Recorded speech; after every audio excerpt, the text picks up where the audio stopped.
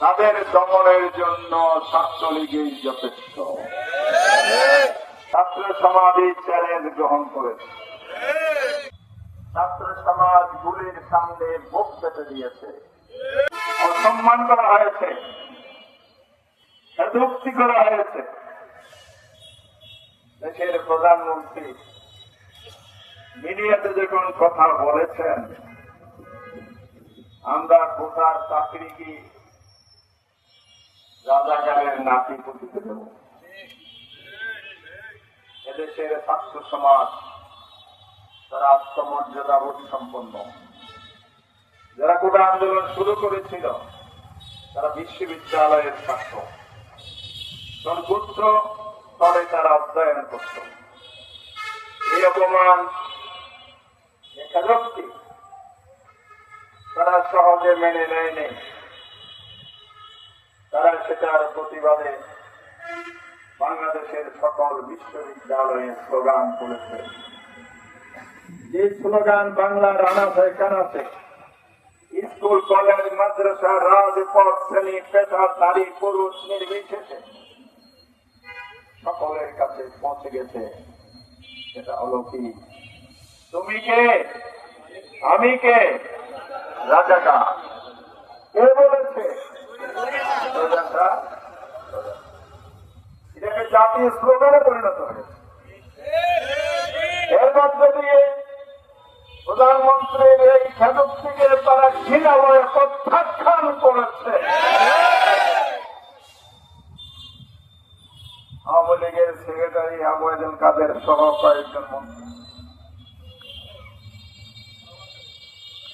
এই সময়ে যারা দায়িত্ব পালন করেছেন, স্বরাষ্ট্র মন্ত্রণালয়, সেতু মন্ত্রণালয়, নানা মন্ত্রণালয়, তারা বলেছে যারা নিজেদেরকে রাজাকার বলে দাবি করছে, আন্দোলনের নামে মাঠে নামছে, তাদের দমনের জন্য ছাত্রলীগই যথেষ্ট।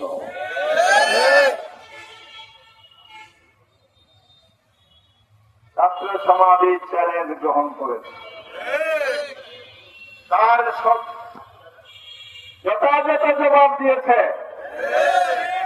ঢাকা বিশ্ববিদ্যালয় সহ বিভিন্ন বিশ্ববিদ্যালয়ে এই ছাত্রলীগের যারা ছাত্র সমাজের ন্যায্য আন্দোলনের উপর হামলা চালিয়েছে, গুলি চালিয়েছে, হত্যা করেছে, তাদের বিরুদ্ধে প্রতিরোধ গড়ে তুলেছিল। সেদিন সন্ত্রাসীরা পালাতে বাধ্য হয়েছিল, বিশ্ববিদ্যালয় হল মুক্ত হয়েছিল।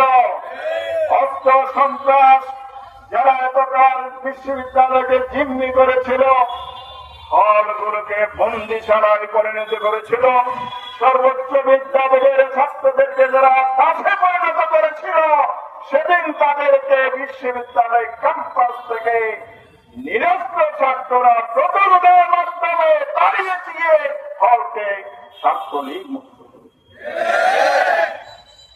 শুধু তাই নয়, বিশ্ববিদ্যালয়ের দেয়ালে দেয়ালে প্রতিষ্ঠানই ছিল ছাত্রলীগ মুক্ত ক্যাম্পাস, ছাত্রলীগ মুক্ত হল, ছাত্রলীগ মুক্ত বিশ্ববিদ্যালয়।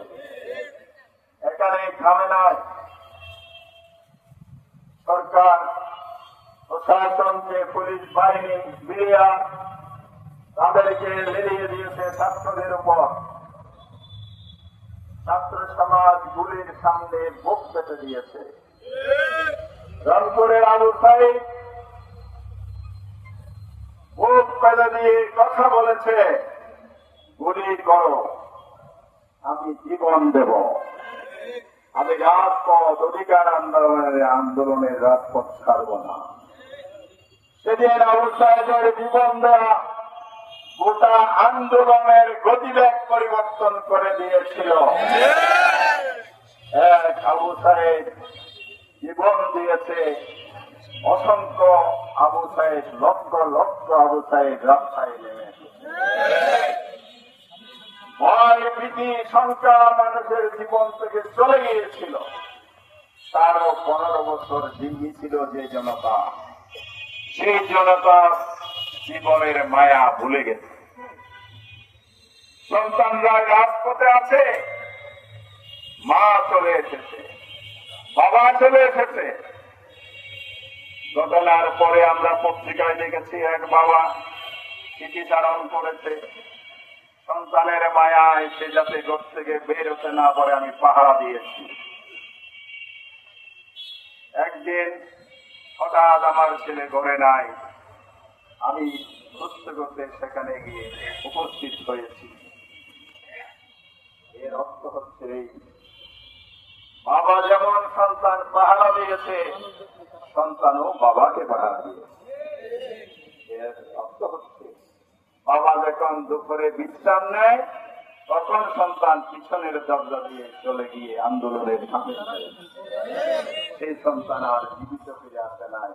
পুলিশের গুলিতে, ছাত্রলীগের গুলিতে বিদ্ধ হয়ে তিনি শহীদ হয়ে লাশ হয়ে গেলেন।